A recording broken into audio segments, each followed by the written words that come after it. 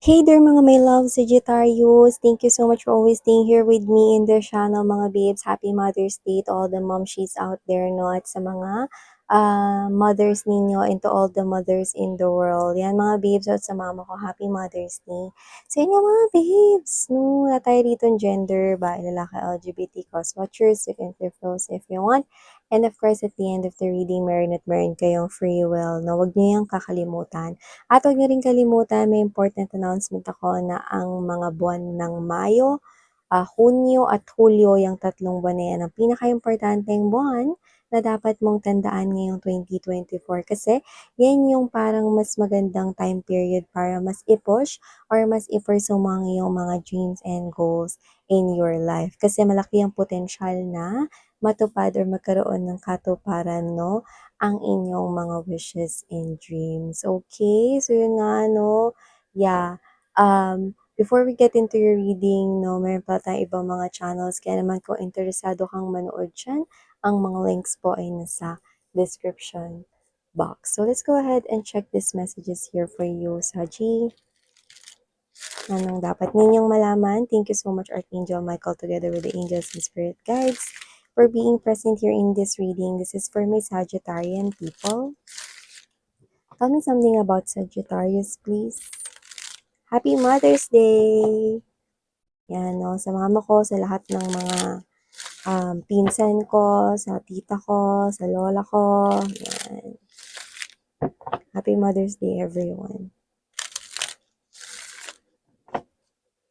Sagittarius. What do we have here for you guys? Let's see.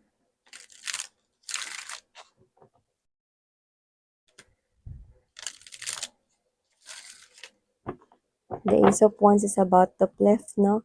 Parang meron ditong something na ka-excite. Iba maaring magulat kayo, masyak kayo dyan. Pero kung ano man yan, no, it will make you feel happy. So, maaring meron kayo ritong malaman na magpapa-excite sa inyo. Yun, no? Posibleng ito na nga yun, no? Shocking wish ang nakikita natin here for you guys. Wow.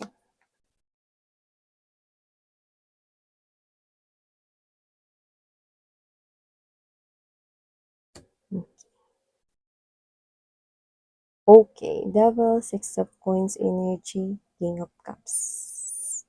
So, Sagittarius, nakikita ko rito mga babes, no? Na meron ditong klase ng energy kung saan, yan, no? Patuloy pa rin siya rito nagmamahal sa inyo, nagpa-express sa inyo ng emotions and feelings, no? Nagkikare, nagpapakita ng gusto niya kayo, no, na mahal niya kayo, na may feeling siya sa'yo, no, pero hindi niya pa po sinasabi ng diretso. So, kung sino man siya, pwedeng mahiyain siya, pero sentimental. Madalas ko rin siya rito nakikita nagsiselos, no, pero hindi naman makagawa ng movement na aminin na sa'yo yung feelings, no, ng diretso na para mas malinaw, no. Kaya nangyayari rito, patanaw-tanaw lang siya rito with teleskopyo, yan, no, telescope yan mga babes, no. Wala siya ritong ginagawa, no, kundi magmasid, mahalin lang kayo, pero hindi niya kayang sabihin pa yung emotions niya sa'yo. Pag may lumalapit naman sa'yo, nagsiselos siya. Nakikita ko rito, no? Ba't hindi mo subukang i-try na sabihin sa mga nakshis kong Saji ang feelings mo, no? 'Di ba? Para lang rin mawala na yung bigat ng nararamdaman mo rito. Tsaka, puro selos ang nangyayari rito. Wala mo siyang ginagawang movement. Kaya nga sabi ko, pwedeng mahiyain siya rito or pwedeng hindi pa siya ready. Ganyan. No? So, maliban sa kanya, nakita rin ako rito, no, ng isang klase ng energy kung saan sa trabaho mo, kung ano yung pinagkakakitaan mo rito sa Gino, posibleng may mga epalogs. Yung tinatawag natin ng mga nagkukumpulan sa tabi, chismisan, no, may trabaho man no, or lunchtime, at maaring pinag-uusapan kanila. Kung ano man yung pinag-uusapan nila about you, this is not true. This is just a rumor. This is just a gossip right here. So, kung ano man to, no, may kinalaman ito, no, sa inyo ritong trabaho, day-to-day na job. So, for some reason, posibleng nililink nila kayo rito, no, sa isang office romance na hindi naman totoo. Yan. So, kung sino man 'tong mga 'to, nilalagyan ng mali siya, yung hindi naman totoo. So, if you're dealing here with someone na posibleng okay yung flow mo with your boss at kung kayo ay magkaiba rito ng energy, like opposite energy, could be, divine feminine, divine masculine here 'no, gano'n. Or, wala tayong gender dito pero alam mo yung klase ng relationship ninyo 'no is puwedeng opposite kayo ng energy, kaya kayo rito parang, nai-issue, 'yan. Pero hindi yun totoo. This is just work-related, purely work-related only. If this is a business, purely business-related only. Period, walang halong emosyon na iba. Pero tsini-tsismis kayo 'no, nagiging close daw kayo lalo ng boss mo or kung sino man 'to na puwedeng meron ditong, kasamahan kayo sa trabaho na kilala rin nila 'no. Alam mo naman yung mga normal na issue like sumisip-sip, huwag na tayong magulat 'pag na-promote 'yan be, yung mga gano'n 'no. So, mga negatrons 'to. Pero for some reason lumalabas naman kayo dito bilang Eight of Pentacles energy, wala kayong pakialam. Ginagawa, tinutuloy niyo lang yung trabaho niyo rito 'no. Kaya in short, nababawasan niyo yung trabaho niyo rito na na bibigyan ninyo ng tamang kalidad 'no, quality of work talaga yung nagagawa mo, samantalang sila 'no ay nadadagdagan at marami pa ritong mape-pend na mga trabaho. Paano ba naman kasi, unahin ba naman pag-usapan ng buhay ng iba kaysa tapusin nila yung trabaho nila. Sino ba talaga matatapos sa trabaho rito? Inuuna niyo yung tsismisan. Kaya nga kayo nasa work para mag-work, hindi para magtsismisan, 'di ba? Sana umuwi na lang kayo sa mga bahay ninyo at do'n kayo sa kanto nagkumpulan or sa tindahan na lagi niyong inuutangan. Kakaloka 'tong mga 'to. Yun nga mga babes na maliban diyan sa mga 'yan, nakita rin ako rito 'no, ng energy ng marami 'to ha. Marami 'tong energy na 'to, pero sa tingin ko, family mo ito or malapit sa buhay mo. Doesn't have to be na close kayo ha, may nakita tayong gano'n. Yung iba kasi parang relative mo lang, pero hindi naman kayo gano'n ka-close 'no. Ano bang ibig mong sabihin diyan, Miss Yan?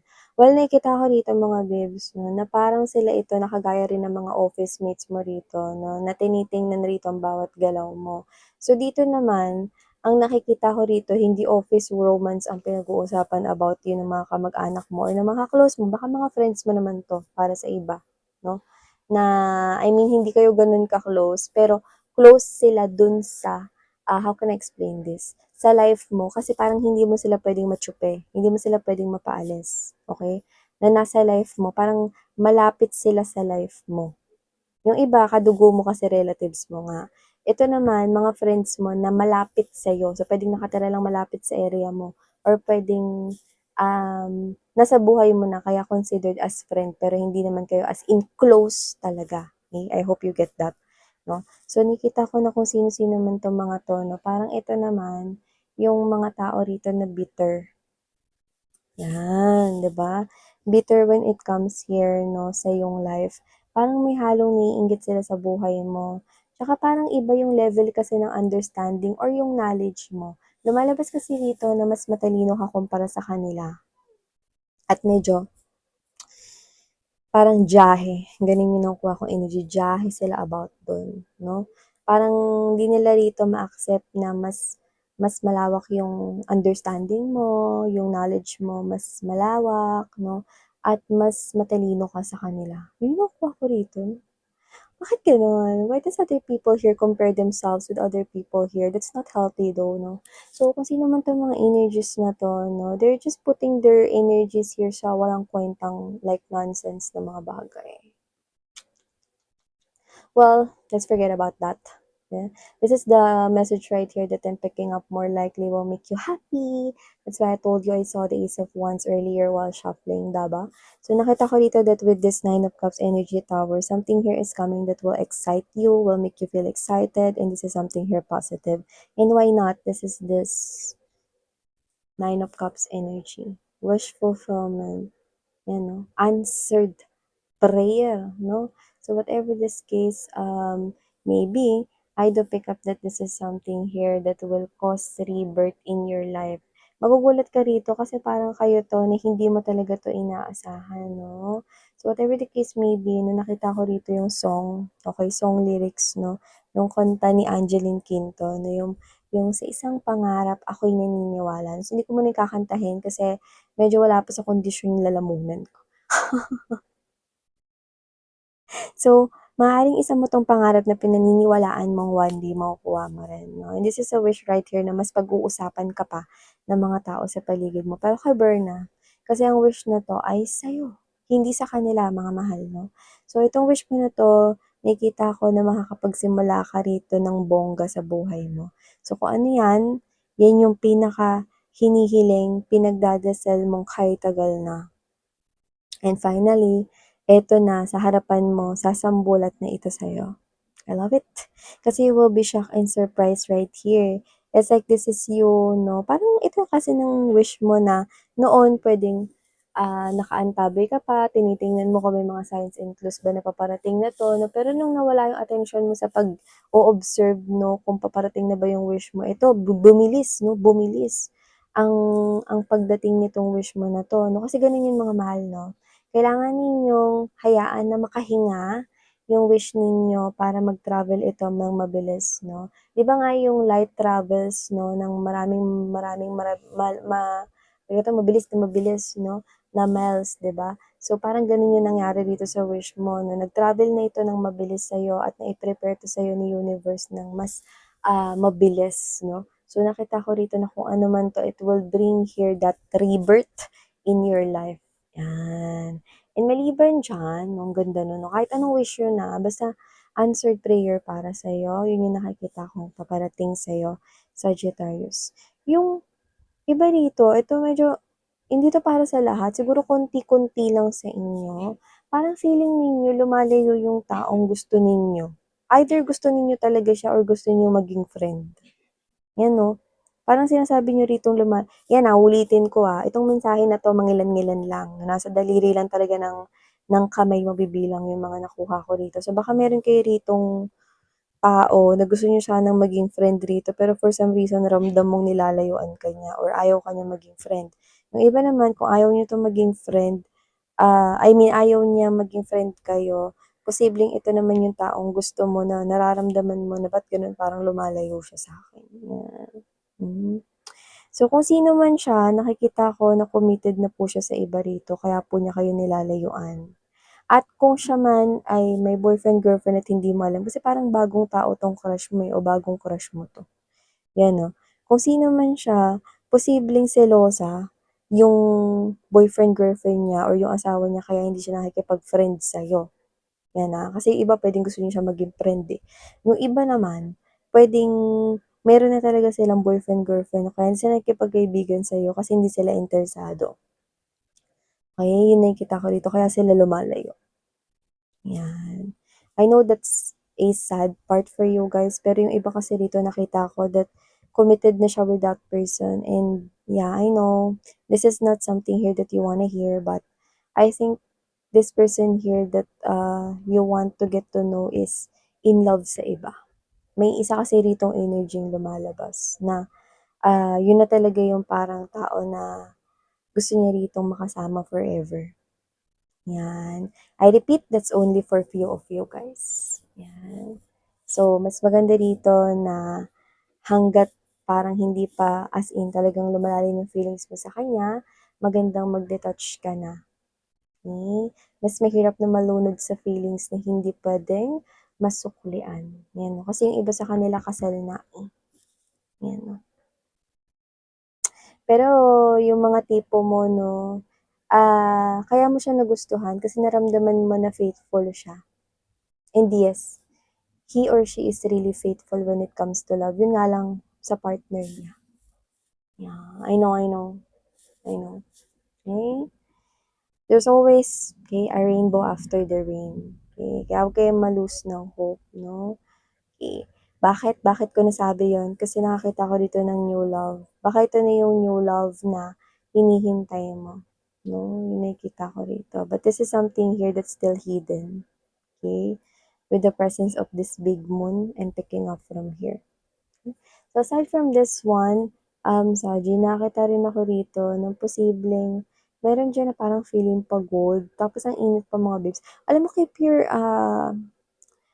yourself hydrated 'no, inom-inom kayo ng water 'no, pero sabi nila wag daw yung malamig na water, eh, mas maganda yung ano lang, yung tama lang yung lamig or maligamgam na water 'no, 'yan yung mas magandang inumin ngayong heat na summer 'di ba?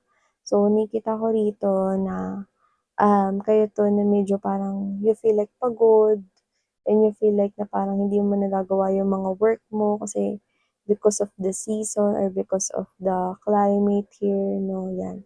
So mas maganda na keep yourself hydrated and huwag ka munang mag-work 'no, huminga ka lang and, stop doing anything 'no, puwede ka namang mag-rest for a while, okey?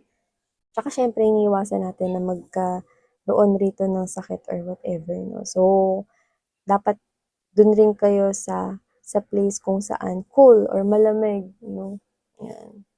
So, okay, I do pick up right here that everything will be something here that's great for you guys. Keep on looking forward here to this wish, answered prayer for you, Sagittarius, because it will really change your life because rebirth is present eh. Ibig sabihin may bagong simula for you, Saji. Okay? At kung ano man to, marami ka man ditong haters. Marami man rito no, na parang taliwas sa'yo, no? Nakikita ko na magtatagumpay at magtatagumpay ka rin at mas lalo ka nilang kaiinggitan kapagka natanggap mo na yun, wish na yun, okey? So ito ang mga mensahe here for you, Saji. Thank you so much sa oras mo. Sarang heyo, love and light. Annyeong.